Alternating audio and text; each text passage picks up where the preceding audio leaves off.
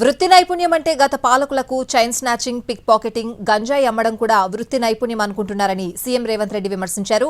ఇలాంటి విషయాల్లో కఠినంగా వ్యవహరించాల్సిన బాధ్యత ప్రభుత్వంపై ఉందన్నారు.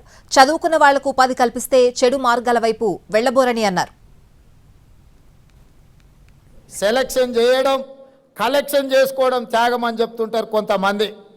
మీ ఎలక్షన్, సెలక్షన్, కలెక్షన్ 2001 నుంచి 2014 వరకు ఎన్నోసార్లు తెలంగాణ ప్రజలు చూశారు. ఏమి లేనోళ్ళు, రబ్బర్ చెప్పులు లేనోళ్ళు, టీవీలు వచ్చినాయి, పేపర్లు వచ్చినాయి, ఫామ్ హౌస్లు వచ్చినాయి, బంగళాలు వచ్చినాయి, జూబ్లీస్లో ప్యాలెస్లు వచ్చినాయి, గజ్వేల్లో వందలాది ఎకరాల ఫామ్ హౌస్లు వచ్చినాయి. మరి త్యాగాలు చేస్తే కొండా లక్ష్మణ్ బాపూజీ గారి లాగా లేకుండా మీరెందుకు ఇట్లా వేలాది కోట్ల రూపాయల ఆస్తులు వచ్చినాయో, మీ త్యాగానికి కొండా లక్ష్మణ్ గారి త్యాగానికి ఉన్న తేడా ఈరోజు తెలంగాణ సమాజం గమనించాలి. త్యాగానికి మారు పేరు పదవిని తృణపాయంగా తెలంగాణ రాష్ట్రం కోసం త్యాగం చేసింది కొండా లక్ష్మణ్ గారు.